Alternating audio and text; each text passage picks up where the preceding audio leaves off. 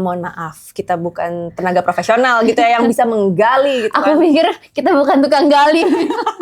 Itu juga kita bukan tukang gali. Jadi belajar Mbak kayaknya untuk berteman, untuk beraktivitas bersama orang lain di luar rumah, itu aku juga naker-naker energi aku gitu. Kayaknya hari ini aku tuh capek banget nih, misalnya aku nggak dulu deh keluar, aku fokus di diri aku dulu di dalam, kayak bersemedi gitu di dalam rumah.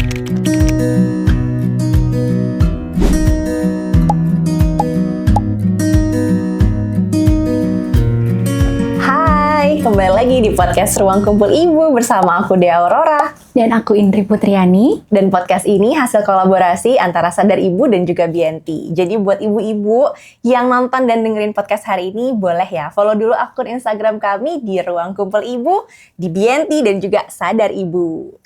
Nah, jadi di podcast Ruang Kumpul Ibu ini, kita akan sama-sama cerita mengenai hal-hal apa aja yang dialami oleh setiap ibu di setiap fasenya. Bener kan Mbak Dea? Betul. Nah, masih inget nggak Mbak Dea di episode sebelumnya kita ada ngomongin soal life after motherhood? Betul, perubahan yang kita alami sebagai perempuan setelah menjadi ibu atau setelah kita entering motherhood.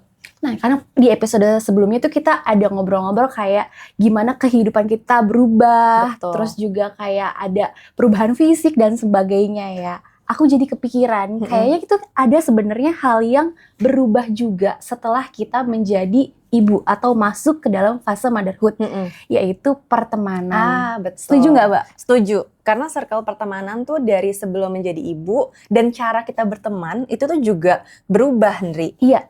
Ya kan? Iya. Nah, kalau ngomong-ngomong ngebahas tentang pertemanan, kamu kangen nggak sama teman kamu yang dulu? Kalau aku tuh kangen banget ya, Mbak. Oh iya? Kalau kamu kangen juga kan? Enggak. Hah? Enggak. Serius? Enggak. Karena mungkin aku tuh dulu orangnya tuh cukup soliter. Terus emang gak suka nongkrong. Nah, kalau Indri emang apa yang dikangenin? Banyak banget. Kalau aku tuh mulai dari teman-teman aku. Ini fokusnya aku tuh kalau ngebayangin sahabat dan teman-teman tuh aku ingetnya di masa-masa aku SMA dan kuliah ya. Mulai dari teman-temannya, rutinitasnya, vibes-nya zaman masih muda. Dan kayak gimana kita setiap hari tuh ketemu dan juga ketemu main apa-apa dari pagi sampai sore, itu sih yang aku kangenin. Jadi lebih ke rutinitasnya ya? Iya. Oke. Nah, aku tuh gak punya rutinitas itu. Jadi emang bukan karena teman-teman yang gak baik ya, tapi emang mungkin lebih ke aku yang tipenya memang lebih suka menyendiri. Ngumpulnya ada ngumpul, tapi bukan tipe Indri yang kayak emang gue pengen nongkrong nih gitu tuh enggak. Aku tuh lebih soliter banget orangnya. Karena aku tuh bener-bener anak nongkrong banget. Pulang sekolah ya, emang sebelum kayak lanjut les gitu kita nongkrong. Jadi emang kayak separuh hidup aku waktunya tuh dia bersama teman-teman gitu. Tapi nggak apa-apa juga sih kalau kamu mungkin nggak ngerasa kangen, tapi pasti ada lah ngerasa kayak kehilangan momen-momen sama teman-teman dulu. Enggak. Enggak juga, karena tadi aku tuh jarang banget nongkrong dan aku justru lebih sering nongkrong itu sekarang setelah jadi ibu. Dan aku tuh belajar berteman tuh justru setelah jadi ibu. Setelah masuk ke fase motherhood. Iya, jadi kita kutub utara dan selatan ini. Jadi Indri tuh anak nongkrong banget, aku tuh soliter banget. Gitu. Jadi justru aku belajar berteman itu tuh dari anak aku. Bagaimana bersosialisasi itu setelah jadi ibu. Wow. Gitu. Jadi kalau misalnya dulu kamu kan nggak suka nongkrong atau lebih merasa punya berteman yang nyaman gitu setelah menjadi ibu. Apa sih yang kayak kamu inget banget setelah menjadi ibu? Kenapa tuh kamu lebih seneng sekarang bertemannya? Apa hal yang membuat kamu ngerasa kayak gitu? Kita kayak sempet mention di episode sebelumnya bahwa menjadi ibu tuh ada rasa kayak sepi, ya nggak sih? Bener lagi. Kayak ngerasa sendirian gitu. Nah, temen sesama ibu itu tuh kayaknya ngerasa bikin kita tuh jadi lebih ngerasa nggak sendirian dan ngerasa lebih hidup gitu. Dan tapi justru aku penasaran, kan Indri dulu nongkrong banget. Terus setelah jadi ibu itu kan kalau yang aku rasain kayak banyak keterbatasan ya, apalagi anak baru lahir gitu. Jadi teman-teman nongkrong, mungkin mereka masih bisa nongkrong, kitanya tuh ya masih bisa. Sama bayi gitu kan. Nah itu waktunya gimana gitu adaptasinya? Makanya itu Mbak, aku tuh ngerasa aku tuh sempet ada momen dimana aku tuh kangen banget sama masa yang dulu, kayak di episode selanjutnya lagi.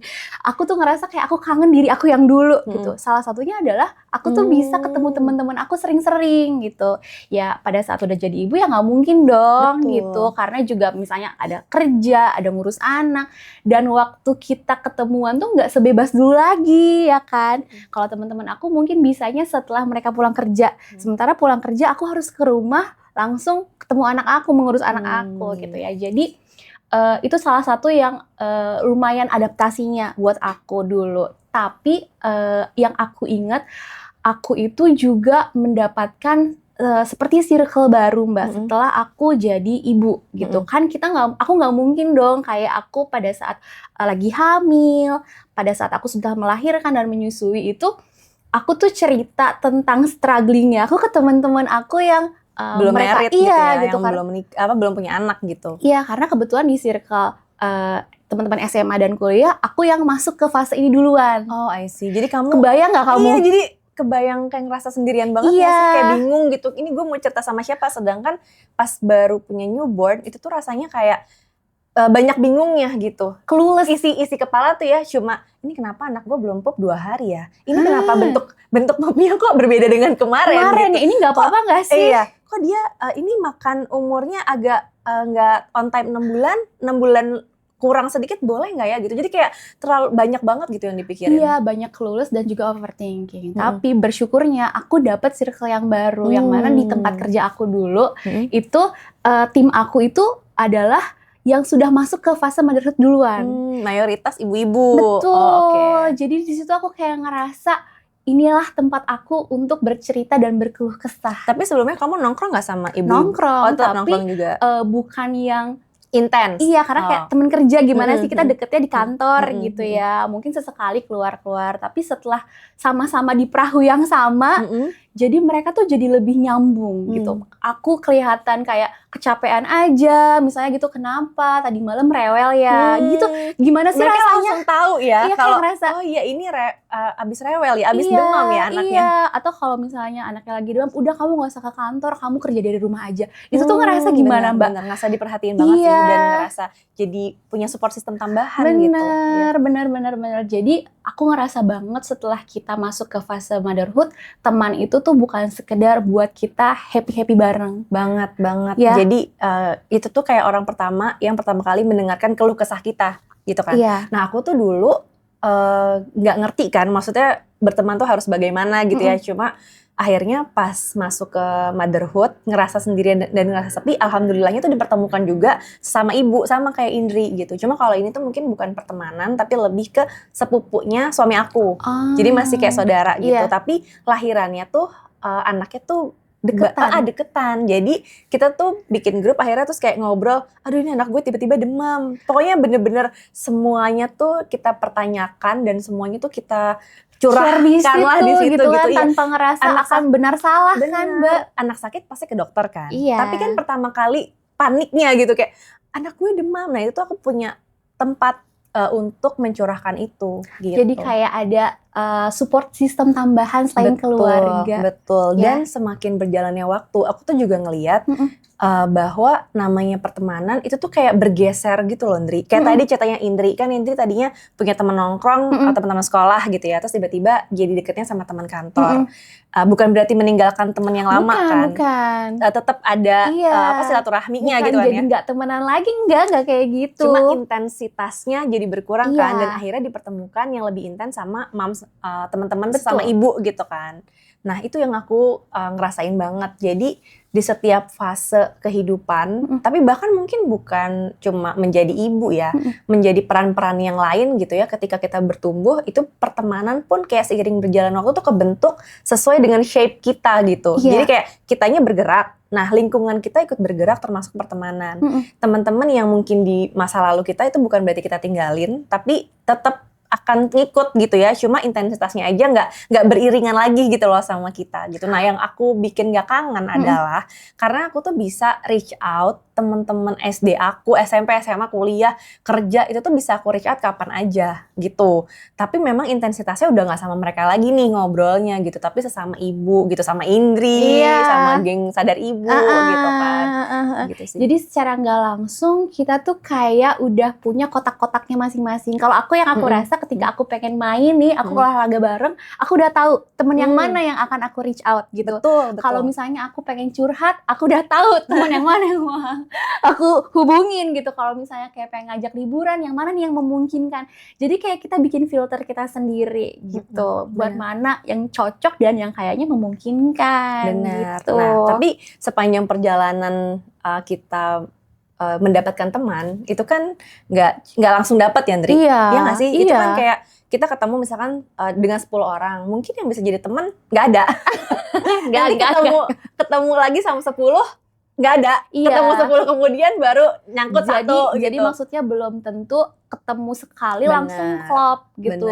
Bener. Jadi kalau misalkan ibu-ibu yang dengerin nih ngerasa, aduh aku nggak punya teman lagi, cari. Bukan cari teman ya, tapi cari kegiatan yang kamu suka dan kamu akan nemuin teman di situ gitu. Dan menurut aku juga kayaknya untuk awal kenal pertama ya jangan langsung percaya 100% ya.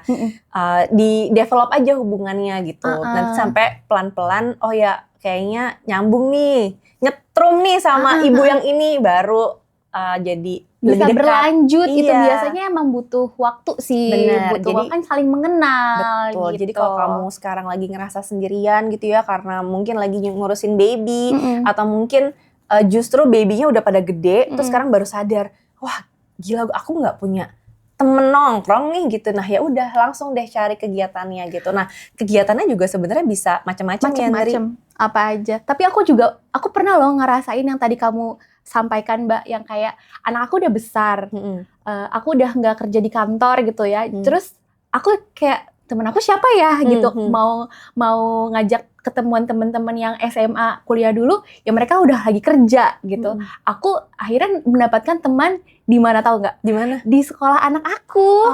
Oh kamu nongkrong ya sama ibu-ibu sekolah? Iya, gitu kayak aku anter ketemuan ke kafe yuk bareng. Oh sampai gitu. Nongkrong gitu? Iya. Oh wow. Gitu, atau olahraga bareng yuk, badminton, ayo gitu. Terus kuliner kesana, ayo gitu. Jadinya mungkin pada saat itu adalah circle aku yang baru. Gitu. Tapi emang penting sih temenan sama ibu-ibu sekolah tuh ya. Penting sih Mbak. Karena itu juga support system kita untuk tukeran informasi gitu ya.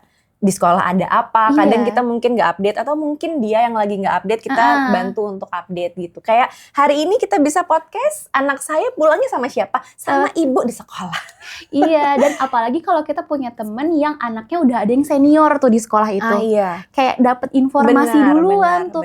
Nanti biasanya bulan-bulan segini ada ini nih gitu. Wah seru banget sih. Nah itu bisa jadi opsi mungkin ya kalau misalkan kamu sedang mencari, aku mau memulai dari mana ya. Nah itu mungkin lingkungan terdekat dulu tuh, lingkungan temen-temen sekolah anak, ibunya mungkin bisa kita reach out pelan-pelan gitu. Tapi again, kalau misalkan kamu, ya tapi aku nggak nyaman, aku udah pernah coba tapi nggak nyaman, ya nggak apa-apa juga, nggak usah dipaksain. Karena kalau aku juga nggak sampai nongkrong kayak Indri gitu, nggak seintens itu. Iya, cuma ada beberapa 1-2 orang yang aku tuh lumayan akrab gitu ya, lumayan suka tukeran informasi sama beliau gitu. Cuma ya itu, tapi nggak sampai nongkrong. Jadi sebenarnya preferensi masing-masing nggak apa-apa juga. Iya benar. Jadi kalau misalnya kayak ada yang diajak nongkrong nggak pernah mau, ya bukan berarti mungkin dia nggak mau berteman, tapi mungkin dia punya pilihannya nyaman, betul. Kurang nyaman atau memang ada rutinitasnya selain melakukan hal itu. Apalagi kalau gitu. Misalkan dia punya pekerjaan atau dia punya kegiatan lain di luar gitu. Jadi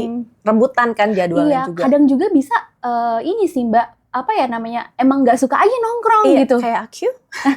Iya emang aku nggak suka aja kayak nongkrong doang. Aku pengennya ada kegiatan, bikin usaha gitu misalnya. Bikin perusahaan aku maunya gitu kan. Harus kita bikin perusahaan baru kita nongkrong. Ini contohnya nih hari ini. Kita ada tujuan ya. Kita bikin podcast, ayo Mbak gitu. Mari kita nongkrong. Cocok baru ya kayak bener gitu. Sih, setuju. Jadi kayak aku pun tipenya kan gak suka nongkrong. Jadi aku cari kegiatannya. Kayak aku tuh tadinya gak suka banget padel. Tapi aku mencoba, aku berusaha untuk membuka diri, ya udah deh coba gitu ternyata ya. Nagih. Nah, Kalau nggak padel 1 hari kayaknya ada yang sakit. kurang gitu ya hati ini gitu. Lebih ke fulfillment yang di dalam gitu ya. Jadi, gitu. Jadi selain kita mencari teman-teman baru, kita juga boleh loh sebenarnya mencoba hal-hal baru. Ngikutin tren juga nggak salah kok sebenarnya. Benar. Gitu. Selama kita terbuka aja dulu trennya apa, kita ikutin. Kalau udah nyobain sekali, dan jangan cuma sekali juga sih, Iya, mungkin nggak ikuti bisa. cobanya 2 kali 3 kali. Ya, Kalau minimal misalkan 5 nggak kali nyampe, ya.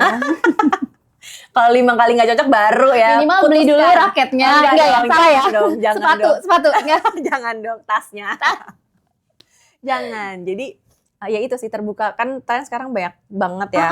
Mau olahraga, mau kayak ikut kelas apa, kayak gitu. Jadi banyak banget yang boleh dicoba. Nah, jadi yang aku tangkep ya Mbak di pertemanan fase motherhood ini, selain kita kayak ketemu-ketemu aja, kita juga itu ngerasa butuh support system. Jadi ada support system tambahan. Dan nyari yang nyaman juga kan sama kita. Nah, ngomongin nyaman gak nyaman, Indri pernah gak ketemu sama yang ya, yang gak nyaman buat Indri deh, versi Indri? Pasti pernah lah Mbak, nggak mungkin nggak pernah ya. Meskipun nggak nyamannya itu bukan berarti abis itu kayak marahan, blok Instagram, nggak kayak gitu ya caranya. Ya mungkin kayak kalau ngobrol nyambung, tapi bukan mendapatkan energi yang aku harapkan gitu. Pernah nggak kamu ngerasa Pernah lagi, kayak lagi ngobrol tapi mungkin lebih kayak jadinya drain ya? Iya, drain, oh, kayak iya, betul. adu nasib. Oh, kamu nggak gitu. suka yang ngadu nasib? Ya. Contoh. Iya nih ya, aku tadi macet banget nih di sini. Ya, lu enak gua. Aku pusing nih anak aku gitu. Lu enak anak gua gitu ya. Itu nyebelin sih, itu sebel. Iya, terus aku harus cerita nggak ya? Jadi iya, kayak bener, mikir, jadi mikir gitu kalau mau ngobrol. Next time-nya ketemu kayak gue cerita apa ya, nanti dia kayak taunya nanti lebih susahan dia gitu. Tapi kalau kayak gitu sebenarnya harus diapain ya, Indri? Nggak tahu, kita responnya harus gimana ya? Masih nggak tahu apakah kita harus harus kayak menjatuhkan juga kayak ya ampun, memvalidasi gitu kayak iya ya, jadi kamu susah banget gitu. Tapi digituin pun kadang orang kayak enggak gitu, kayak iya, enggak juga sih gitu. Tapi memang sebenarnya mungkin harusnya kita bisa lebih mindful dan memvalidasi ya. Tapi kadang-kadang udah divalidasi nggak cukup gitu. Iya, berarti ya udah tinggalkan saja ya. Berarti memang itu nggak cocok nih. Iya, benar. Jadi nggak nyetrum ya. Jadi kita cari lain. Nah, kalau aku, kalau kamu gimana? Aku yang itu juga aku sebel. Tapi aku juga sebel sama yang suka dipaksa-paksa, minta dipaksa. Maksudnya? Jadi misalkan Indri nih ya, misal Indri kita padel yuk. Aku nggak bisa gitu. Ayo dong Indri, ayo mau nggak gitu. Emang ada ya? Ada yang kayak gitu. Terus nih kalau nggak Indri lagi ngapain gitu. Nah, Indri tuh sebenarnya pengen cerita, tapi minta aku digali-gali iya, gitu. maunya tuh dikorek gitu. Nah, aku tuh nggak cocok tuh yang sama kayak gitu, karena drain buat aku. Kalau aku tuh butuhnya yang satset. Kalau kamu butuh cerita, kamu tinggal bilang, "Dek, di mana gue mau cerita?" Aku pasti standby. Tapi kalau aku di sini, tapi terus minta ditanya gitu, terus emang kamu lagi mana? Terus ngapain? Itu tuh menurut aku nggak cocok kayak sama kondisi aku ya.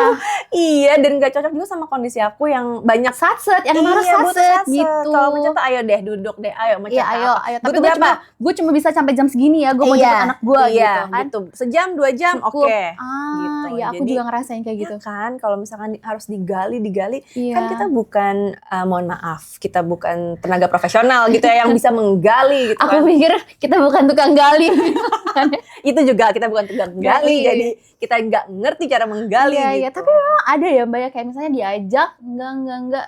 Kalau aku enggak. Oh ya udah, bye gitu. Kalau aku malah pikir ketemunya kayak gitu. Yang kayak gitu tuh sering banget. Karena mungkin kita attract sama apa yang kita nggak suka kali ya. Jadi aku sering ketemu. Tapi kayak berarti mungkin mereka melakukan itu karena mereka ingin dianggap penting kehadirannya kah? Nggak paham, tapi bisa jadi kayak gitu. Jadi kalau kamu misalkan coba apakah kamu begitu, ibu-ibu? Itu agak menghabiskan waktu menurut saya. Iya. Tapi kalau misalnya dia ketemu circle yang cocok, yang mungkin nyambung ya. Iya. Gitu. Jadi aku sekarang nongkrongnya sama teman-teman yang kalau misalkan mau nggak ini? Aku nggak bisa, aku bisa. Oke, berangkat. Yang bisa berangkat, yang enggak ya udah. Bisa aja gitu. Atau kalau misalkan mau cerita enggak, oh ya udah gitu. No baper club ya. Iya, kayaknya nggak ada waktu, energi, tenaga dan energi ya. Nah benar, jadi untuk menghadapi hal-hal yang kayak gitu. Jadi aku juga belajar Mbak kayaknya untuk berteman, untuk beraktivitas bersama orang lain di luar rumah, itu aku juga naker-naker energi aku gitu. Kayaknya hari ini aku tuh capek banget nih misalnya, aku nggak dulu deh keluar, aku fokus di diri aku dulu di dalam kayak bersemedi gitu di dalam rumah. Ketika aku udah ngerasa aku ready nih untuk ketemu orang, ya aku mau tuh keluar kayak gitu. Setuju sih bagian itu. Dan untuk circle pertemanan yang kita punya sekarang itu kan butuh di maintain ya. Nah kalau dari Indri ada nggak tips and trick mungkin kayak bagaimana cara kamu memaintain mereka, karena kan teman-teman ini seperti yang tadi Indri bilang itu adalah support system kita menjalani motherhood gitu. Nah bagaimana cara memaintainnya supaya hubungannya tetap baik dan tetap nyaman gitu? Kalau yang aku rasain ya Mbak, jadi yang pertama kali itu adalah sebelum kita maintain ya bahkan, aku tuh berasa ketika kita mau memulai pertemanan itu tuh kita harus menjadi diri kita sendiri dulu. Harus menjadi diri kita sendiri dulu, maksudnya ya apa adanya aja ditunjukin gitu. Kayak kalau misalnya emang kita nggak suka hal yang mereka lakukan, bukan berarti itu kita harus pura-pura suka gitu. Karena kebayang nggak sih berpura-pura di pertemanan yang lama tuh kan kayaknya kita capek ya, menjadi kayak padahal kita nggak suka melakukan itu, kayak ya udah deh daripada nggak ditemenin gitu. Gitu. Itu pertama, kayak jadilah diri kita seapa adanya kita gitu, suka-suka, enggak, nanti ke filter Mbak. Kalau misalnya emang kita jujur kita nggak suka, bagaimana mereka menerimanya itu gitu kan. Nah nanti jadi ke filter mana nih yang kayak emang benar-benar cocok apa enggak. Tapi untuk memaintain yang pasti kita harus bersikap yang empati lah ya, bersikap baik. Bagaimana sih cara sebagaimana biasanya kita berteman kayak gitu. Berarti maksudnya Indri tuh menjadi diri sendiri, bukan berarti kayak ya emang gue begini, bukan kayak gitu ya. Tapi misalkan nih kita marah, berarti cara marahnya yang bagaimana nih supaya orang juga nggak ngerasa terganggu, nggak tiba-tiba lempar piring juga gitu kan. Terus kalau misalkan merasa tidak setuju gitu kan, misalkan lagi mau nongkrong di mana nggak setuju, ya boleh kok kalau kamu emang pengen nego gitu ya, boleh nyampein, cuma caranya gitu ya, jadi caranya tetap baik gitu. Iya gitu. Kalau kamu gimana? Aku yang tadi Indri bilang aku setuju. Tambahannya adalah kayaknya kita perlu menghargai batasan satu sama lain gitu. Jadi karena di motherhood ini kan banyak ya urusannya gitu, rariwuh gitu ya. Kayak pagi kita harus ngurusin anak, terus ntar ada lagi, belum lagi kalau kita punya kerjaan dan punya kegiatan lain gitu. Jadi batasan itu tuh menjadi penting. Batasan yang aku maksud adalah kayak misalkan nih Indri sakit nih ya, misalkan Indri sakitnya tuh sakit banget sampai nggak terkapar gitu, tiba-tiba Indri nelfon aku, Mbak aku tolong dong anterin aku ke rumah sakit misalkan gitu. Ya masa teman sakit nggak kita anterin. Nah tapi kalau aku yang dulu, mungkin aku nggak akan peduli sama prioritas aku. Prioritas aku itu kan keluarga. Jadi aku nggak peduli kondisi anakku kayak gimana, aku akan langsung ke tempat Indri, aku anterin Indri gitu. Nah tapi menurut aku itu tuh ada batasannya. Bagaimana aku menolong kamu, aku perlu melihat kondisi anak-anak aku di rumah nih, keluarga aku nih aman gak kalau aku tinggalin. Kalau misalkan kalau keluarga aku gak bisa aku tinggalin, aku tetap bisa nolong Indri tapi dengan cara yang lain. Misalkan nelfon keluarga Indri yang lain, atau misalkan nelfonin dokter untuk datang ke rumah kamu misalkan gitu. Dan dari sisi Indri juga gak boleh baper, karena aku pun gak bisa selalu available untuk Indri gitu kan. Nah karena takutnya Indri, kalau misalkan nih kita kayak ngebela-belain banget gitu ya, kayak yaudah deh anak-anak tinggal di rumah, aku nganter Indri dulu misalkan. Kalau kita ngebela-belain banget, di kemudian hari ada kemungkinan itu tuh keucap gitu, diungkit. Kayak misalkan kejadiannya berbalik. Misalkan aku udah nolongin Indri nih ya, langsung gas ke rumah sakit. Nah beberapa bulan kemudian aku yang sakit, Indri gak bisa. Bisa jadi aku tuh mengucap kayak, gila ya dulu gue bela-belain tuh lo nganterin lo ke rumah sakit, tapi giliran gue yang sakit lo gak mau nganterin gue. Gitu. Paham, Jadi boleh kayak ngebela-belain temen tuh tetap ada batasannya sih menurut aku, sehingga kita tuh nggak mengungkit di kemudian hari, karena kita harus terima keadaan bahwa kita nggak bisa available buat semua teman yang di sekitar kita, dan teman kita juga nggak bisa selalu available buat kita, dan itu nggak apa-apa banget gitu. Iya, aku setuju banget. Apalagi ya udah menjadi ibu, banyak hal yang dilakukan gitu ya. Memang prioritas kita kan adalah keluarga ya utamanya, tapi bukan berarti kita nggak sayang sama teman kita. Betul, gitu. jadi tetap sesuai sama prioritas gitu. Dan kalau misalnya balik lagi yang kayak pertemanan ya, kalau aku tuh juga kepikirannya gini Mbak, kayak kalau misalnya kita nggak ada boundaries gitu. Setiap ajakan kita iyain. Betul. Padahal kita punya urusan yang lain. Betul, dan gitu. kita punya energi yang terbatas energi juga yang terbatas kan, itu gitu. Menjadi ibu itu pulang ke rumah itu akan menjadi pakai topi yang baru. Betul, gitu. Betul, dan itu tuh butuh energi yang kayak kita mulai dari nol lagi ya gitu. Nah, kalau ibu-ibu yang lagi nonton dan dengerin podcast ini gimana? Apakah punya pengalaman yang sama dengan aku dan Indri, atau kamu punya pengalaman beda dari kami tentang pertemanan setelah menjadi ibu? Boleh ya share di kolom komentar. Dan kalau ibu juga punya ide atau saran untuk topik selanjutnya yang akan kita bahas di podcast ini, boleh banget juga komen di kolom komentar. Benar, jangan lupa juga untuk subscribe channel YouTube Ruang Kumpul Ibu ini, dan juga share ke saudara, teman, ke semuanya supaya lebih banyak lagi ibu-ibu yang bisa kita ajak kumpul di Ruang Kumpul Ibu. Benar. Oke, kalau gitu episode kali ini aku sudahi dulu. Aku Dea Aurora, aku Indri Putriani, pamit undur diri. Bye.